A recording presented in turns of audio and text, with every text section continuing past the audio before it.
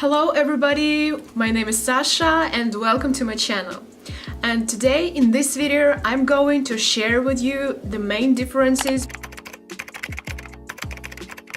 between Finland and Russia.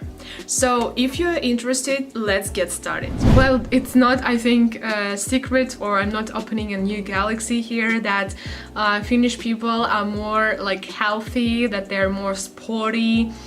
They're more relaxed, that, you know, they're even, I think, more happy at some points because they have like time for themselves. Like I like actually even their working schedule in Finland, that it's usually, I think, from 8 to 4, and then you have like almost, you know, whole day then, you know, free. Well, in Russia it's like from 9 to 6 usually. Still, these 2 hours, I think they're making some difference. You know, people oftenly doing some sport, because in Russia, of course, people also doing sport, but I think just not all of them have enough time for that, or like enough power or energy. I like that in Finland everything is so close, you know. For some reason, for me, it was easier in Finland to do sport because everybody around was also that, in that, you know, sporty mood, and like just was cooler. If I would need to go to the gym, yes, I have some gym, which is even 2 gyms, which is kind of, you know, so close to me. It's like maybe 500 meters and I'm there, but I don't like those gyms. So if I want to go to the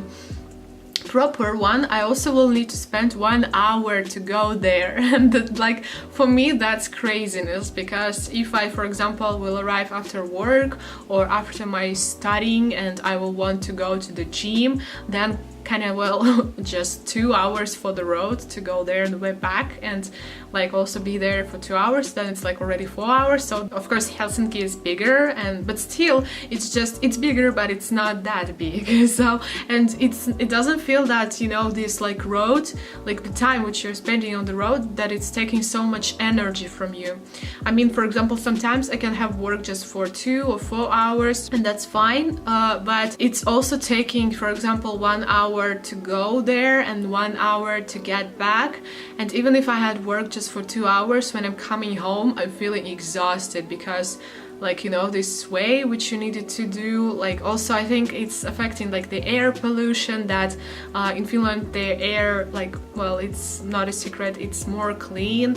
It makes you feel more fresh, you know. Actually in Finland also the difference for me, that I'm eating more because of this air, because maybe I'm more active also there, and but it doesn't affect on my weight. So I think I even became more slimmer when I lived in Finland, because I was always, like, for example, cycling somewhere. I was also doing some sport, some stuff, because I had time for that, like. And in Russia, well, I'm just like more sleepy always, you know. We don't have so much sun here, even though in Finland also sometimes they can be so much days without sun, but at least when I'm always visiting, I don't know, when I'm visiting Helsinki, there is always a sun, like at least once, like in 2 days and 3 days, but still.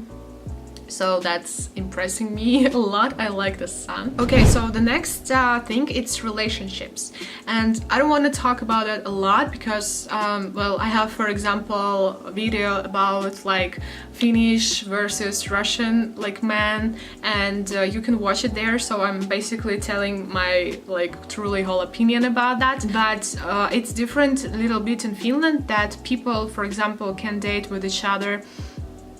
Usually they can date with each other like for 3 and more years and not getting married, and in Russia we have just different. So people can get married in 1 year, in like 2 years maximum, or like 3 years maximum. Then it of course depends also how like women will, you know, act in the pair, but usually the women in Russia, they like want to get married. So, and people in the young age, they're already getting married, and I don't know is it good or not. So of course you can now say, yeah, they're getting married so early, but then they're also divorcing. Well, not all of them, of course. And for us it's just, yes, it's a big deal, the marriage, but maybe we're just more easygoing, that, well, if it's not going to work, then we can just divorce, and that's not some drama, or like that's just life. And at least with this Finnish with whom I communicated with, for them it was a big step, and they wasn't like ready, for example, people my age to get married already. So, and well, I don't know. I would, for example, as concerns myself, like I'm now 20, so this year will turn 21.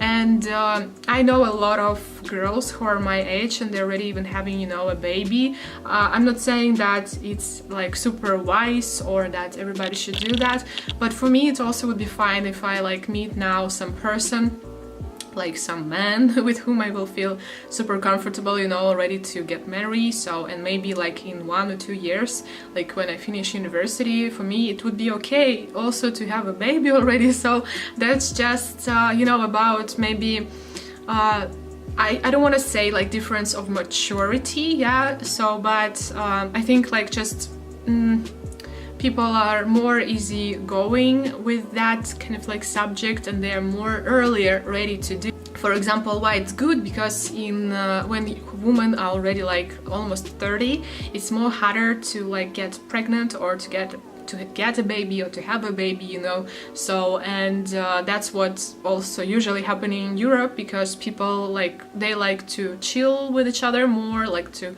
like find out about each other more. That's good, that's cool, like, but still like spend 5, you know, years in relationships and only then get married, for me that's a lot.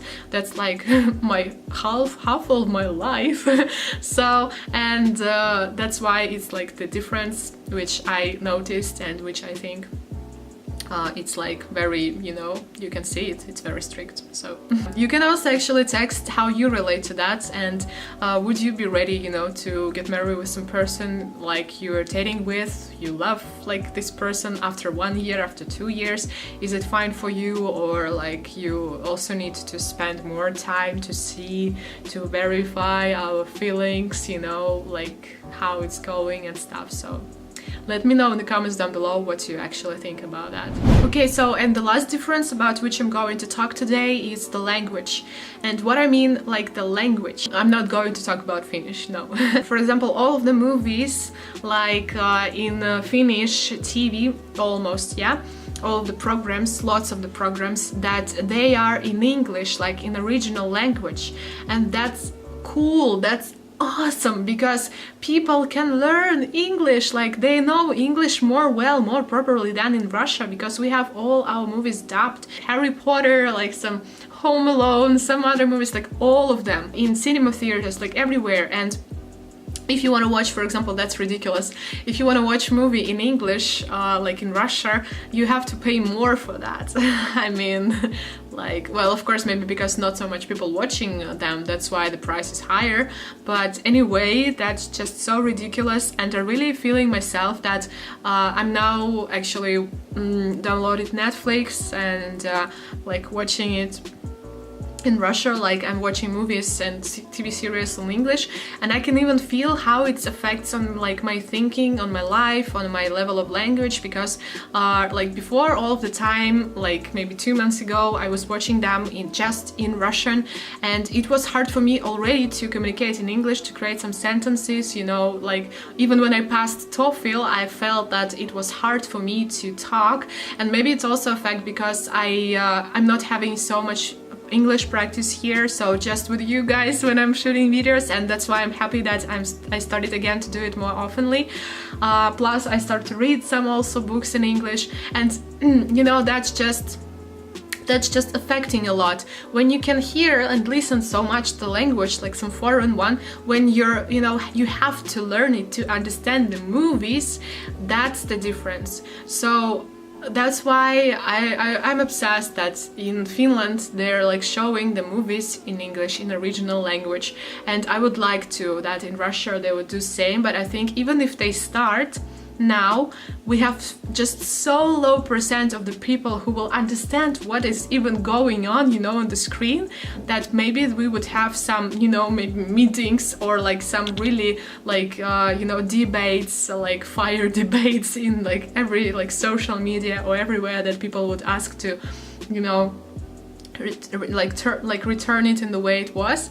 But I just really believe that if it someday will happen in Russia, and like our TV programs will be also in original language, or like the movies will be in original language, then the level of our knowledges will also increase. So, and Yeah, but that's the difference. But thank you so much for watching. I hope you like this video. Well, just leave me your answers in all questions which I ask you guys in the comments down below. Maybe you can also leave if you want to see some kind of, you know, more videos like that, maybe to hear some more differences or like my opinion about some subject. So let me know also in the comments down below, and I would appreciate to do that. Thank you so much for watching. Don't forget to subscribe to my channel, not to skip next videos, and see you guys soon. Bye!